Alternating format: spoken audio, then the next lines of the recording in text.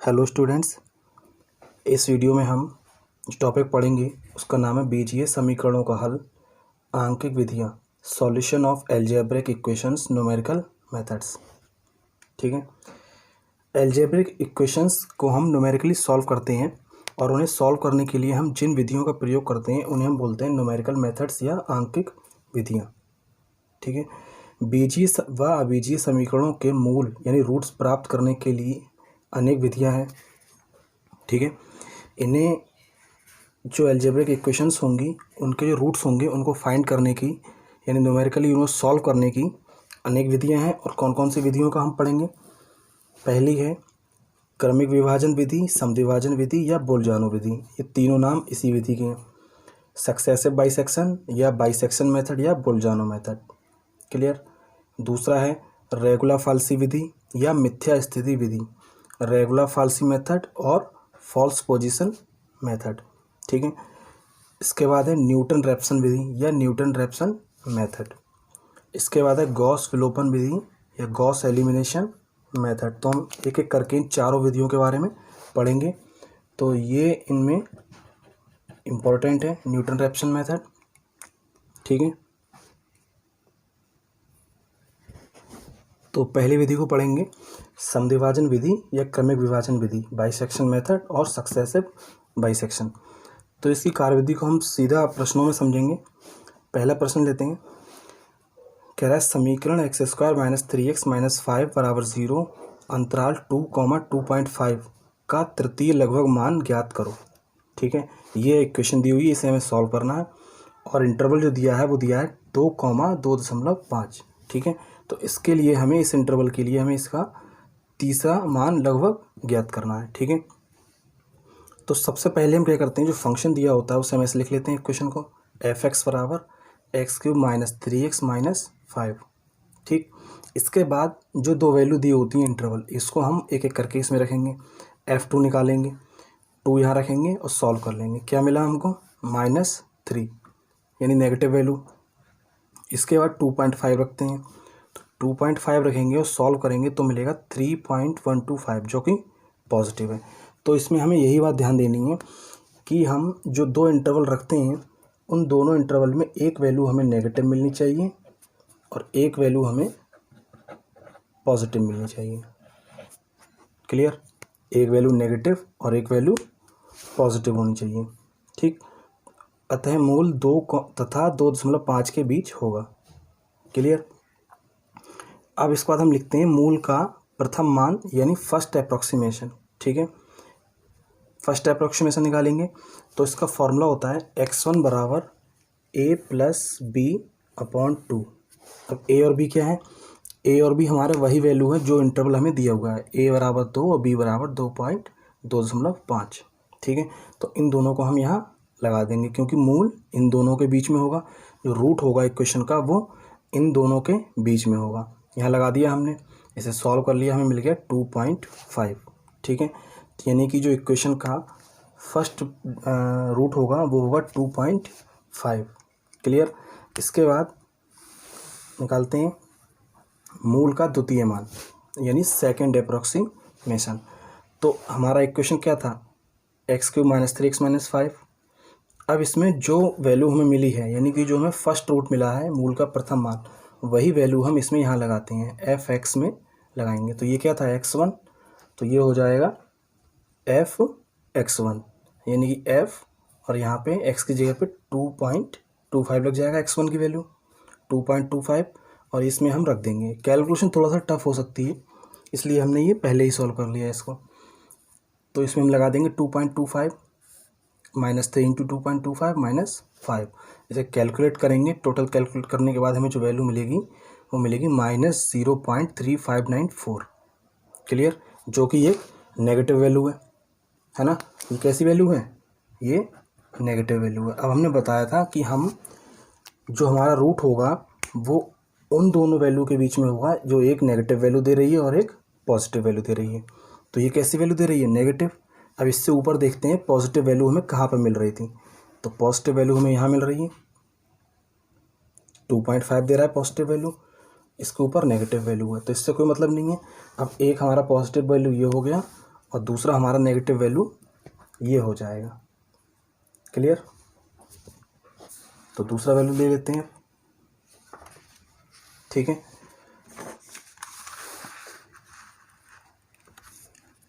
तो अब हम लिखेंगे अतः मूल 2.25 यानी ये तथा 2.5 के बीच होगा। 2.5 कौन सा था हमारा? 2.5 ये था, ये मैं निकाला था। 2.5 ये पॉजिटिव वैल्यू दे रहा है और ये नेगेटिव वैल्यू दे रहा है, तो इन दोनों के बीच में हमारी वैल्यू होगी। क्लियर? तो हम लिख लेते हैं अतः जो द्वितीय मान होगा वो इन दोनों के बीच होगा। तो इन दोनों को ऐड करके हम वही a+b/2 वाले फॉर्मूले से सॉल्व कर लेंगे, हमें मिलेगा 2.375। क्लियर? तो ये हमारा मूल का द्वितीय मान हो गया। अब उसने बोला है कि लगभग तीसरा मान हमें ज्ञात करना है, तो हम लिखेंगे मूल का तृतीय मान यानी थर्ड अप्रोक्सीमेशन। फंक्शन हमारा x³ - 3x - 5। अब इसमें हम यही वैल्यू को दोबारा से रखेंगे, f(x2), x की जगह पे क्या लगा देंगे, यहाँ x की जगह पे x2 लगा देंगे और x2 का वैल्यू है 2.375। इसे हम रख के सॉल्व करेंगे तो ये हमें कैसी वैल्यू दे रहा है? Positive value. क्लियर? ये हमें दे रहा है पॉजिटिव वैल्यू।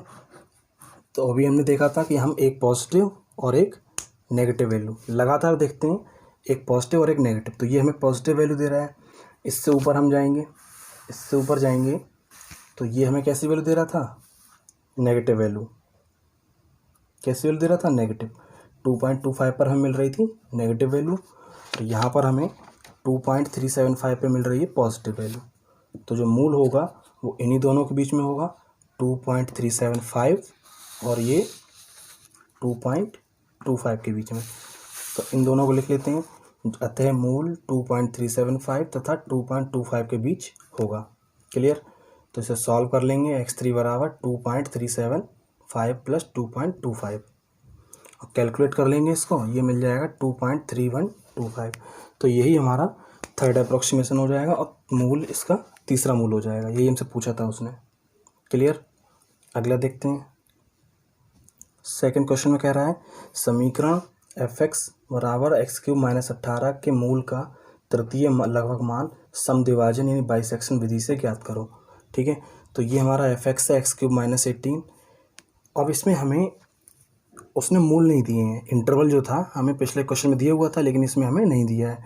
तो ऐसे सवालों में हम क्या करते हैं, अपनी तरफ से हम वैल्यू रखते हैं। पहले हम रखेंगे 1, तो 1 जब हमने रखा तो हमें मिला -17 यानी नेगेटिव है।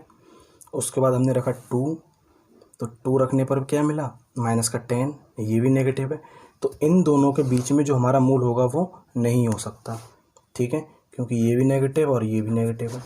एक वैल्यू और रखेंगे, 3 रखी हमने तो मिल गया हमें +9। अब एक हमें नेगेटिव मिल रहा है और एक पॉजिटिव मिल रहा है, ये ठीक है। तो ये नेगेटिव है और ये पॉजिटिव है, तो इन दोनों के बीच हमारा जो मूल होगा वो स्थित होगा। तो हम लिख लेंगे अतः मूल 2 तथा 3 के बीच होगा, 2 और 3 के बीच। तो जो मूल का प्रथम मान होगा, फर्स्ट अप्रोक्सीमेशन कैसे निकलता है? a+b/2। तो दोनों जो मूल हैं उनको हम ऐड करके आधा कर लेंगे, 5/2 या 2.5। क्लियर? अब निकालेंगे मूल का द्वितीय मान। ये f(x) है और फर्स्ट अप्रोक्सीमेशन जब हमने सॉल्व किया था तो x1 का वैल्यू आया था 2.5। ठीक है, तो अब ये वाली वैल्यू हम यहाँ रख देंगे इसमें 2.5, और इसे सॉल्व करेंगे तो मिल जाएगा हमें, नेगेटिव में मिलेगा 2.375। यानी 2.5 जब हम रख रहे हैं तो हमें वैल्यू मिल रही है नेगेटिव में। क्लियर? ये हमें कैसी वैल्यू दे रहा है? नेगेटिव। और इससे पहले जो हमने निकाला था f2 और f3, तो f2 पे नेगेटिव वैल्यू मिल रही थी और f3 पे पॉजिटिव वैल्यू मिल रही थी। ये है f2 पे हमें नेगेटिव मिल रही है और f3 पे हमें पॉजिटिव मिल रही है। ठीक है, तो वहाँ हमें नेगेटिव वैल्यू मिल रही है तो हमें एक पॉजिटिव वैल्यू चाहिए जो कि हमें f3 पे मिल रही है। ठीक, तो जो मूल होगा हमारा वो किसके बीच में हो जाएगा? 2.5 और 3 के बीच में हो जाएगा, क्योंकि 2.5 पर वैल्यू नेगेटिव मिल रही है और 3 पर वैल्यू पॉजिटिव मिल रही है। ठीक है, तो जो मूल होगा हमारा इन दोनों के बीच में हो जाएगा, ये नेगेटिव ये पॉजिटिव। क्लियर। तो इन दोनों को ऐड कर लेंगे, आधा कर देंगे, ये मिलेगा 2.75। तो ये सेकंड हमारा अप्रोक्सीमेशन हो जाएगा। अब निकालेंगे मूल का तृतीय मान या थर्ड अप्रोक्सीमेशन। तो वही एफ लिख लेते हैं और x की जगह पे अब लगाएंगे x2, और x2 का वैल्यू 2.75, इसमें लगा के सॉल्व करेंगे तो हमें ये वैल्यू कैसी मिल रही है, पॉजिटिव। ठीक है। अब देखते हैं ये वैल्यू हमें पॉजिटिव मिल रही है, तो नेगेटिव वैल्यू में कहाँ मिल रही थी, हमने सॉल्व किया था अभी, ये 2.5 पर हमें नेगेटिव वैल्यू मिल रही थी। 3 पर तो पॉजिटिव मिल रही, तो इसे नहीं लेना।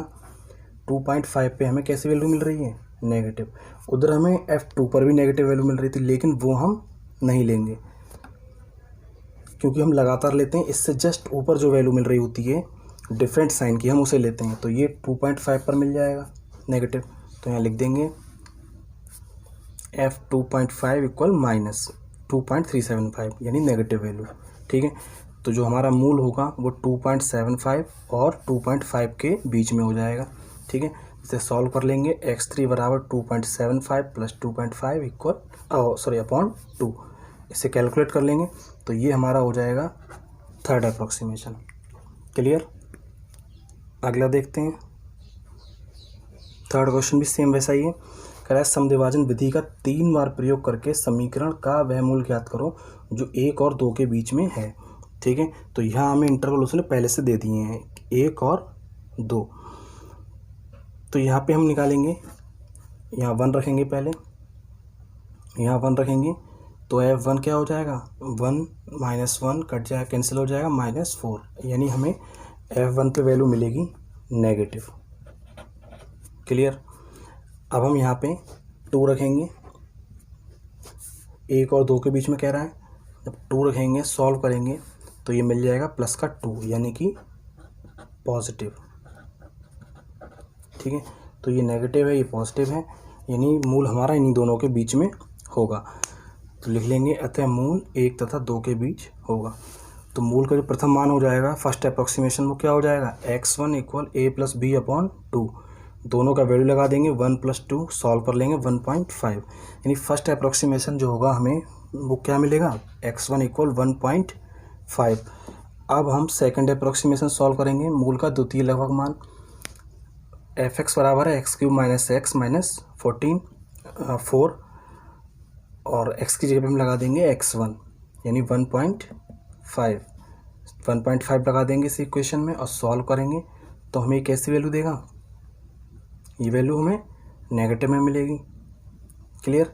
तो ये वैल्यू हमें यहाँ पे मिल रही है नेगेटिव, ये नेगेटिव में मिल रही है। अब इससे जस्ट ऊपर देखेंगे पॉजिटिव में हमें वैल्यू कहाँ मिल रही थी। तो पॉजिटिव में हमें जो वैल्यू मिल रही थी वो मिल रही थी F2 पे। ठीक। तो ये वो हमने यहाँ पे लिख लिया, तथा F2 बराबर 2 यानी पॉजिटिव। तो ये पॉजिटिव वैल्यू है और ये नेगेटिव वैल्यू है। तो हमारा जो मूल होगा वो इन्हीं दोनों के बीच में होगा, 1.5 के और 2 के बीच में होगा। तो इसे सॉल्व कर लेंगे, x2 बराबर a प्लस बी अपॉन 2, यानी इन दोनों को ऐड कर देंगे और हाफ कर देंगे। तो x2 जो मिलेगा हमें मिलेगा 1.75। ये हमारा सेकंड अप्रोक्सीमेशन हो जाएगा। अब थर्ड अप्रोक्सीमेशन निकालेंगे इसे, मूल का तृतीय लगभग मान यानी थर्ड अप्रोक्सीमेशन। फंक्शन हमारा ये है।